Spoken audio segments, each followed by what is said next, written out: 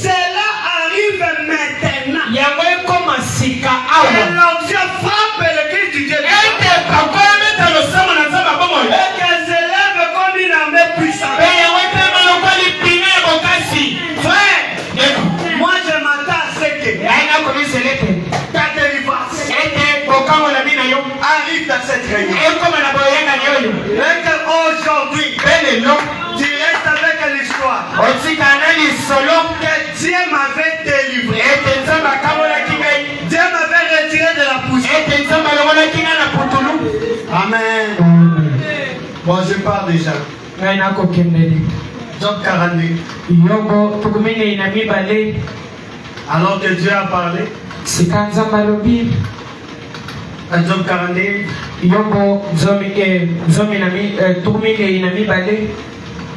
Ici c'était l'obscurité, on a beaucoup parlé.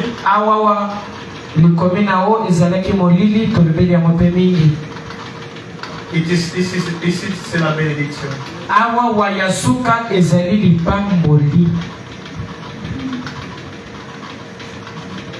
Donc 42. Job répondit à l'Éternel et dit, je reconnais que tu peux tout. Non, il reconnaît que Dieu peut tout. N'est-ce pas? Nous aussi ce matin, Seigneur, nous reconnaissons que il dit, et que rien ne s'oppose à tes pensées. Que celui qui a la folie d'obscurcir mes desseins. Oui, j'ai parlé sans comprendre. N'est-ce pas? Nous tous là, on s'est pleurniché un moment de notre vie sans comprendre. La Bible dit, oui, j'ai parlé sans comprendre. Des merveilles qui me dépassent. Et que je ne conçois pas. Écoute-moi. Écoute-moi. Je te parlerai. Je te théoserai. On lui remet maintenant. Nous allons le théoser. Et tu me seras.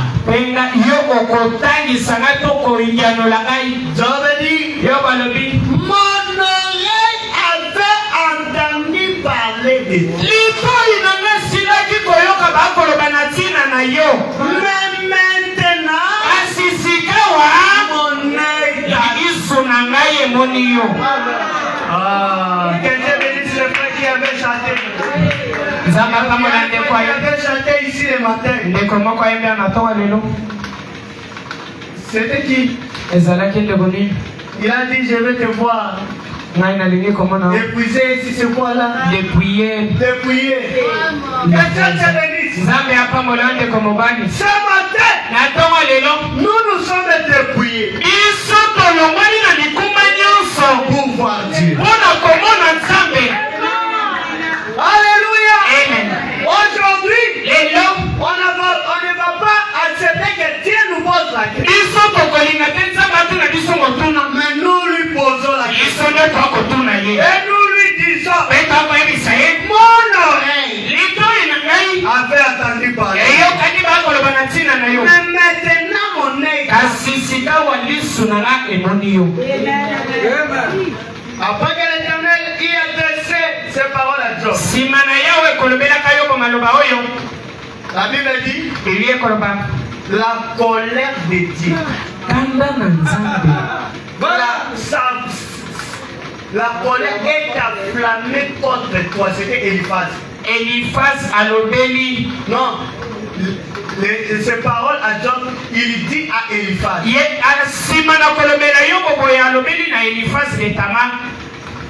Ma colère est enflammée contre toi. Et contre tes deux amis. Si tu étais accusateur, va demander pardon. Après cette réunion, la colère de Dieu va s'enflammer sur ce qui t'ont accusé. C'est pourquoi avant de consoler quelqu'un, il faut prier.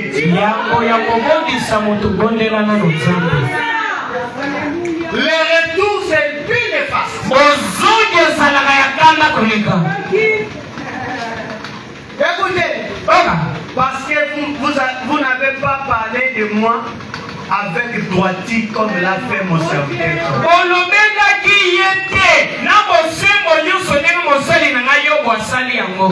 Amen. Amen. Et regardez, quand Job est arrivé à la bénédiction, tout ce qu'il avait perdu, si elle avait perdu 1000, il avait reçu 2000. S'il avait perdu des affaires, il avait 4. Toi, qu'est-ce que tu as perdu? Ce matin, c'est la restauration. Et l'Éternel nous a dit, je restaurerai. Pas seulement restaurer, mais je remplacerai aussi. Ce que tu as perdu dans ta vie, le Dieu de la restauration est là ce matin pour te quelques années qui n'avait pas produit de bons fruits soit remplacé ce matin. Amen. Amen. Oh my. Merci Seigneur. Alors, soyez attentifs, Père Shaddai. Ça, on doit vraiment agir. Dans sa bonganga. On devient des féticheurs. Oui, monsieur. Jeudi, c'est prêché jeudi 16 avril.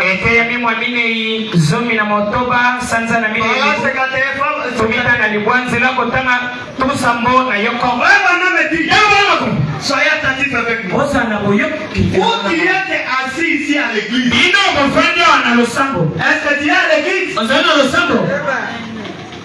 Vous chrétiens, vous postérité d'Abraham, vous les étoiles du matin, est-ce que vous êtes des étoiles?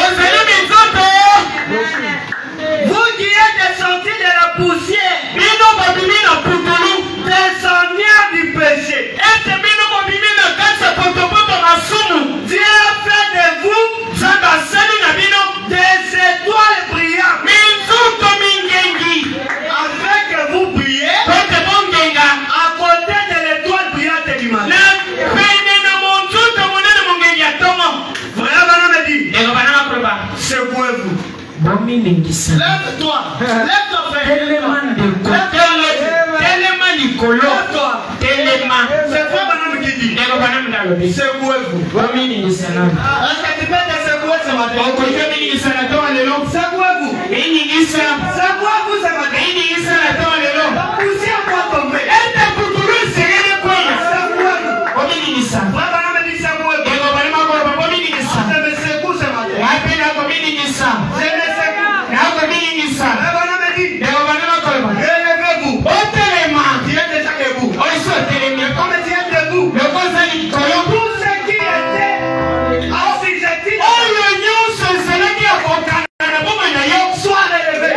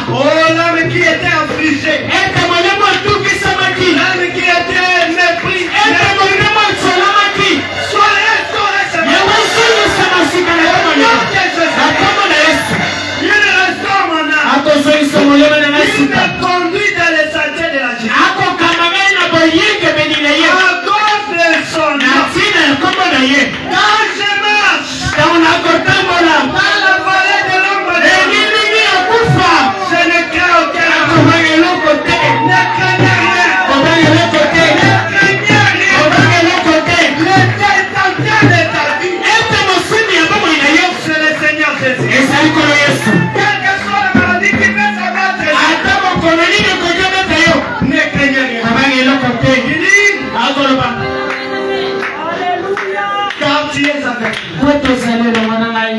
Daoula de ton bâton. Ete ndenge nape etamboleli na yo. Merci. Ezali kondimisa ngai. Tu traces devant moi. Wakotia liboso na ngai. Une table. Mesa. En face de mes Liboso ya banguna na ngai. Dieu ne te bénit pas loin des adversaires. Nzambe akopambola te mosika ya banguna na yo. Il te bénit en face de tes Ese akopambola yo liboso na bango. Oh, les ennemis de ta vie Ete banguna bomoi na yo. feront ta bénédiction. Akomona lipamboli na yo. La lettre B Ete likomi ya be. vient devant les adversaires. Ete ya liboso ya banguna. Alléluia. Amen. Alléluia. Amen. Tu réduis ma tête Wakopakola ngai na mafuta na yo. et ma coupe Pepo mapei kopo na ngai ezali kosopana. qui était entré ici sans option. Ete bao bakotekisaki papa. Recevez l'option. Oyame papa. Soyez ouverts. Bino bopakama. Soyez ouverts Bopakama. jusqu'au débordement. Bino koma kosopana. Et il dit, Akoloba. oui, Iyo. le bonheur. Ete bolamu. On dit le malheur, Alobi mababe. le malheur, Alobi mababe. le bonheur. Bolamu. La lettre B, c'est le bonheur. Ete mo ya be ezali bolamu. La lettre B, c'est la bénédiction. Ezali mpe lipamboli. Tout ce qui a de bien, Ete oyo nyonso ezali ya malamu. ça part de ta vie. Ezali kolobela bomela na poti Il na dit le tolo. bonheur Akoloba bolamu. et la grâce Fe ngolu.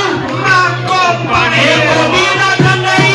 À partir de maintenant, Bino sikawa. tu ne chercheras pas le bonheur. Okoluka lisu te bolamu. Tu ne chercheras pas la grâce. Okoluka te lisu ngolu. Mais le bonheur et la grâce Kasi bolamu pe ngolu. sont devenus, Ezali ya yo. yango ekomi tes esclaves. Ekomi mahungu na yo. Vont t'accompagner Ekobinaka yo. partout où tu seras. Esika nyonso Que kozala. le bonheur t'accompagne. Ete bolamu ebila yo. Que la grâce t'accompagne. Ngolu ebila yo. Que le bonheur t'accompagne. Ete bolamu ebila yo. Que la grâce t'accompagne. Ete ngolu ebila yo. Et à la fin, il a dit, Nasuka lobi. tous les jours, Bebo mikolo na ngai nyonso. le bonheur et la grâce Ete ngolu pe bolamu. m'accompagneront Ekobinaka ngai. tous les jours de ma vie. Mikolo nyonso ya bomoi na ngai.